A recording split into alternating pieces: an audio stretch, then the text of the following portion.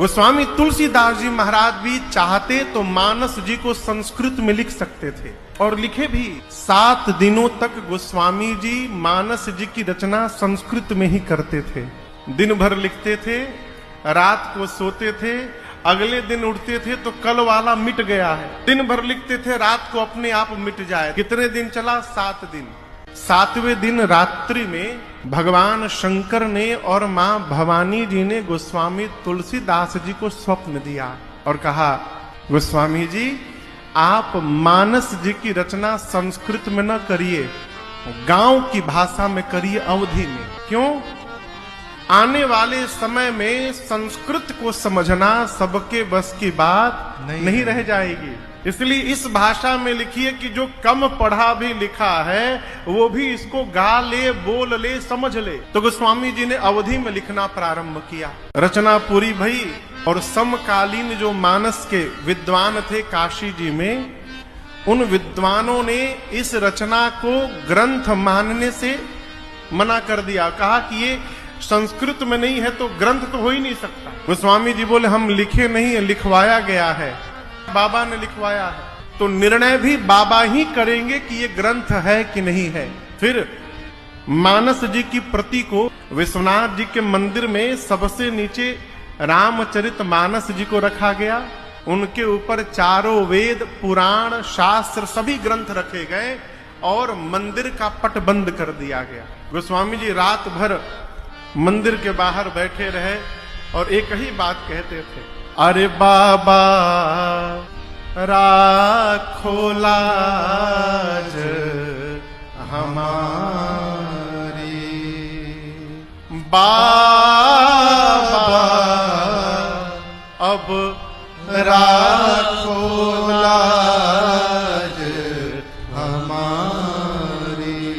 आपसे निवेदन करूं माई बाप, जब प्रातः काल विश्वनाथ जी के मंदिर का पट खोला गया तो क्या पाया गया कि जो श्री रामचरित मानस जी सबसे नीचे रखे गए थे वो मानस जी सबसे ऊपर पाए गए।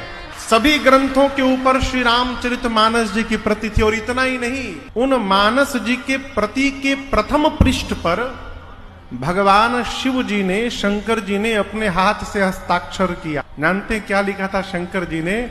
इस शब्द की उत्पत्ति ही वहां पर हुई। भगवान शंकर ने उस प्रति पर लिखा सत्यम शिवम सुंदरम, अर्थात इसमें जो लिखा गया है वही सत्य है। शिव का अर्थ है कल्याण। ये भगवान शंकर ने प्रमाणित किया और इस प्रमाणिकता का प्रमाण दर्शन करिए। धरती पर ऐसा कोई हिंदू नहीं, ऐसा कोई सनातनी नहीं माई बाप जिसको मानस की चौपाई न याद हो। भले जीवन में कभी खोला ना हो इसको, लेकिन उसको मानस की चौपाई, 1-2 चौपाई तो अवश्य याद होगी। ए जी मंगल भावन अमंगल हारे, मंगल भावन अमंगल हारे, द्रवौ सुदशरथ अजीर बिहारे, द्रवौ सुदशरथ अजीर बिहारे, द्रवौ सुदशरथ अजीर बिहारे। ये चौपाई। अब आपसे कहें कि मानस का एक दोहा किसको याद है? श्री गुरु चरण सरोज रज निज मन मुकुर सुधार, बरनौ रघुबर बिमल जस जो दायक फल चार। ये श्री अयोध्या कांड जी का प्रथम दोहा है। यहां से उठा के श्री हनुमान चालीसा जी में रखा गया है। अब कहिए छंद किसको याद है? एक छंद सबको याद है, सुनाई।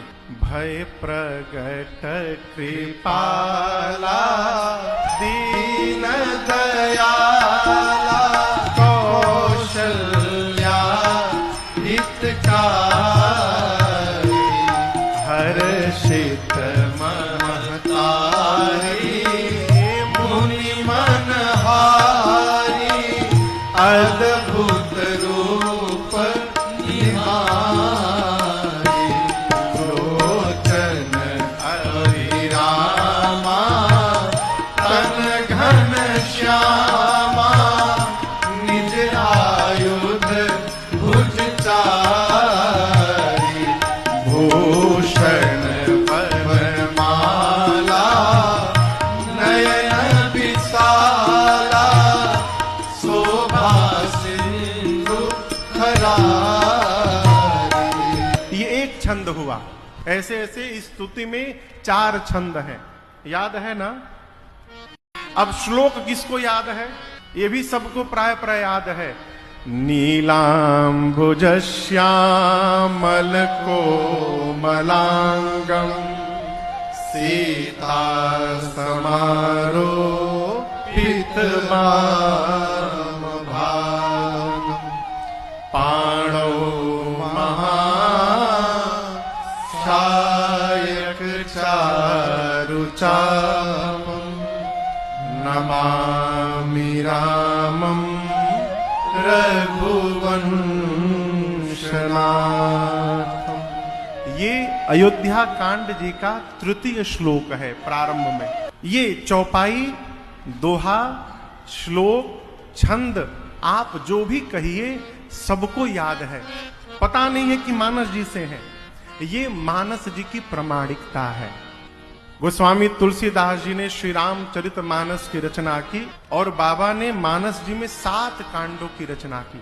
बाल कांड, अयोध्या कांड, अरण्य कांड, किष्किंधा कांड, सुंदर कांड, लंका कांड और 7वें कांड का नाम है उत्तर कांड। मानस जी के इस 7 कांडों में 4 स्थान पर कथा गाई जा रही है। इस विषय को ध्यान से समझिएगा। कई लोग कहते हैं मानस जी की कोई भी चौपाई पढ़ के कहते हैं गोस्वामी जी बोल रहे हैं। गोस्वामी जी नहीं बोल रहे हैं। श्री रामचरितमानस के प्रथम वक्ता हैं उसके बाद गोस्वामी तुलसीदास जी महाराज जो पहले प्रारंभ कर रहे हैं। बाबा ने कहा कि मैं वो कथा सुनाऊंगा जो प्रयाग में याज्ञवल्क्य ऋषि ने भरद्वाज जी को सुनाई। दूसरे वक्ता याज्ञवल्क्य ऋषि भरद्वाज जी से कहते हैं, हे ऋषिवर, मैं आपको वो कथा सुनाऊंगा जो कैलाश में बैठकर भगवान शंकर ने मां भवानी जी को सुनाई। तीसरे वक्ता बाबा, और भगवान शंकर ने मां भवानी से कहा, देवी मैं आपको वो कथा सुनाऊंगा जो नीलगिरी पर्वत पर बैठकर श्री कागभूषुंडी जी महाराज ने गरुण जी महाराज को सुनाई। ये मानस के कागभूषुंडी जी चौथे वक्ता। सभी वक्ताओं ने कथा के प्रारंभ में कथा की महिमा गाई। कथा गाने से, सुनने से क्या होगा उसकी महिमा सुनिए। इसे श्रवण कर मिट जाती है, कथा श्रवण कर मिट जाती, 100 जन्म जन्म की व्यथा हो। जय जय राम कथा